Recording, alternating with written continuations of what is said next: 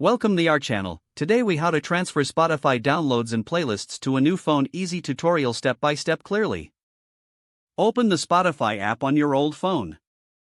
Make sure you are logged into the account that has your downloads and playlists. Go to your library by tapping on the Your Library icon at the bottom. Select Playlists to view all your created playlists.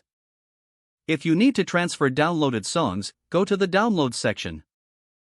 Ensure all songs you want to transfer are downloaded. Now, open your new phone. Download and install the Spotify app from the App Store or Google Play Store. Log into the same Spotify account on your new phone. Navigate to your library in the Spotify app. Tap on Playlists to find all your playlists. You will see an option to download the playlists on your new device. Select the playlists you want to download and enable the download toggle. For songs that were downloaded, check the Download section again. Wait for the songs to finish downloading. Once the downloads are complete, you can access your playlists and songs offline. Your Spotify content is now successfully transferred to your new phone. If the page does not load, refresh the browser or try again in a private or incognito window. Make sure you are using the correct email address, then retype it carefully to avoid small typos. If your password is not accepted, use the reset option and create a new strong password you can remember.